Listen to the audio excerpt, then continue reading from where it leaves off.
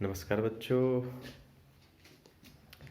मैं फिर से मनोज सर आप लोगों के बीच।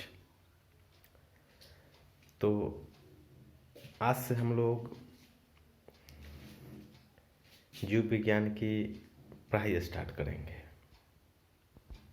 तो आज हम आपके लिए लेकर के आए हैं 10वीं और 12वीं कक्षा के लिए एक चैप्टर है जीव विज्ञान में, रिप्रोडक्शन चैप्टर। रिप्रोडक्शन का अर्थ हुआ जनन या प्रजनन। तो सबसे पहले हम लोग पढ़ेंगे जीवों में प्रजनन। जीवों में प्रजनन यानी रिप्रोडक्शन इन लिविंग ऑर्गेनिज्म। तो जैसा कि आप सभी जानते हैं जीवों के बारे में, तो जीव कई प्रकार के हैं। एक तो हो गए वो जीव जो स्थल पर रहते हैं, तो उसे हम लोग स्थलीय जीव कहते हैं। दूसरा जीव जो पानी के अंदर रहते हैं यानी जल में रहते हैं, तो उन्हें हम लोग जलीय जीव कहते हैं। कुछ ऐसे जीव हैं जो जल में भी रहते हैं और स्थल में भी रहते हैं, तो उन्हें उभयचर जीव कहते हैं। इसके अलावा और जीव है जिन्हें हम लोग सरीसृप कहते हैं। तो ये जितने भी जीव हैं वो सभी रिप्रोडक्शन करते हैं, अर्थात प्रजनन करते हैं। तो प्रजनन क्यों आवश्यक है और प्रजनन जीव क्यों करते हैं, उसके बारे में आज हम लोग डिटेल्स में इस पर चर्चा करेंगे। तो सबसे पहले जीव जो हैं वो प्रजनन क्यों करते हैं और जीवों के लिए क्या प्रजनन करना आवश्यक है या नहीं है, इसके बारे में पहले चर्चा करते हैं। तो सबसे पहले जीवों में प्रजनन करने के लिए दो विपरीत सेक्स ऑर्गन्स वाले जीवों की आवश्यकता होती है। कहने का अर्थ है कि एक मेल और दूसरा फीमेल, यानी कि एक नर और दूसरा मादा। जब तक नर मादा एक दूसरे के साथ सेक्सुअल रिलेशनशिप नहीं करेंगे तब तक वह प्रजनन नहीं कहाएगा। तो प्रजनन क्यों आवश्यक है? प्रजनन जीवों की अपनी अस्तित्व को बनाए रखने के लिए प्रजनन आवश्यक है।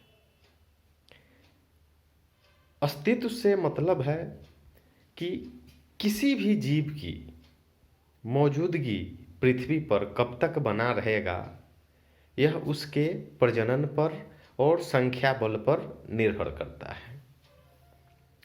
संख्या बल से तात्पर्य है उसकी बढ़ती हुई जनसंख्या।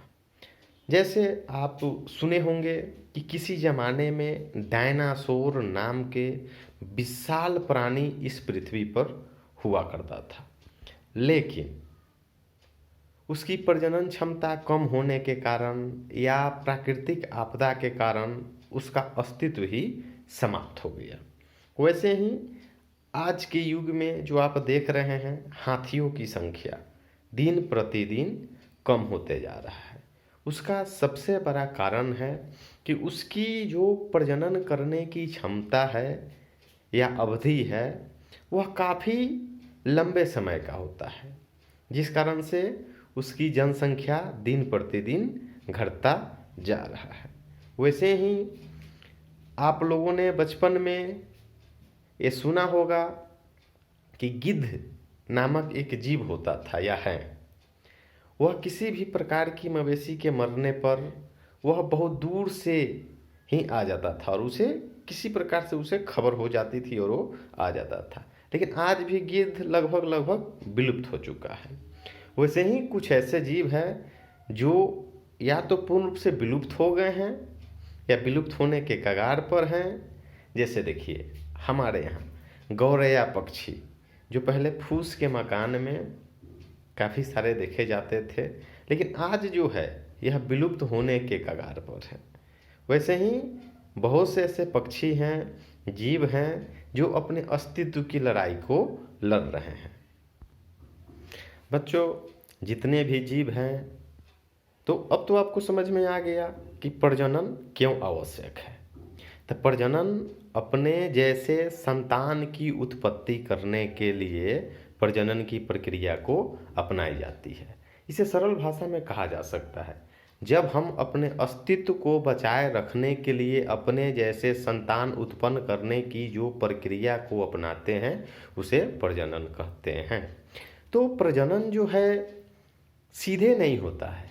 प्रजनन होने के लिए सबसे पहले कहने का अर्थ है कि बच्चा जन्म लेने के लिए कई कंडीशन होते हैं। पहला कंडीशन है कि जो फीमेल होंगी, जो फीमेल जीव होंगी, उनमें मासिक चक्र होना आवश्यक है। जब उनमें मासिक चक्र होगी, एक समय अवधि होगा, तब जा कर के वह क्या होगी, प्रेग्नेंट होगी। प्रेगनेंसी के दौरान उसके बहुत से फिजिकल एक्टिविटी से गुजरना होगा, उसके फिजिकल परिवर्तन होगा, तब जा कर के वह बच्चे को बर्थ करेगी। तो बच्चा पैदा करने की प्रक्रिया को ही जनन या प्रजनन कहते हैं।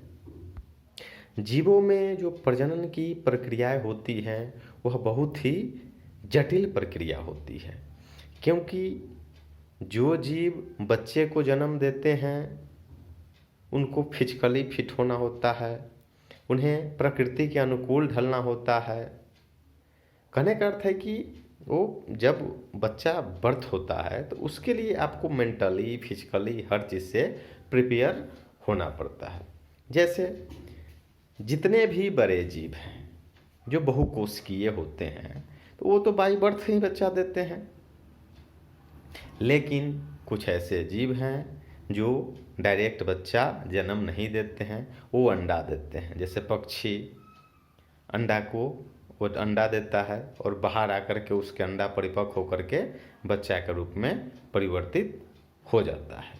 लेकिन जैसे कुछ बड़े जीव हो गए, मनुष्य, हाथी, घोड़े, कुत्ते, बिल्ली, तो ये जो छोटे छोटे जीव हैं वो अपने जो है जनसंख्या को लगातार बढ़ाते जाता है।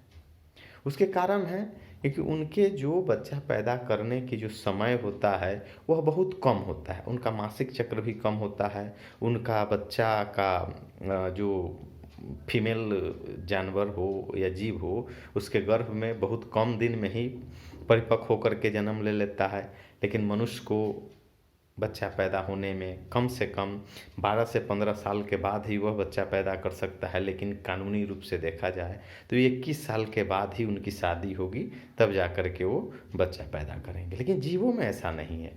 जीवों में जैसे ही मेंस्ट्रुअल साइकिल स्टार्ट होता है, मेंस्ट्रुअल साइकिल अर्थात मासिक चक्र, मासिक धर्म या इसको ऋजुस्रवा बोलते हैं, जैसे ही ये शुरू होगा जानवर बच्चा देना शुरू कर देता है। लेकिन मनुष्य में ऐसा नहीं है। बड़े बड़े जीवों में बच्चा को जन्म लेने में काफ़ी समय लगता है और बड़े बड़े जीवों को, बच्चों को इस पृथ्वी पर सरवाइव करने में काफ़ी वक्त लगता है। वह प्राकृतिक आपदा में काल के गाल में समा जाता है, अकाल मृत्यु मर जाता है।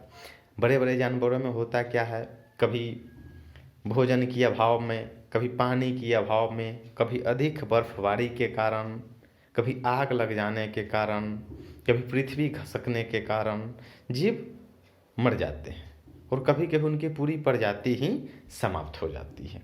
लेकिन छोटे छोटे जीवों में ऐसी समस्याएं बहुत कम देखने को मिला है।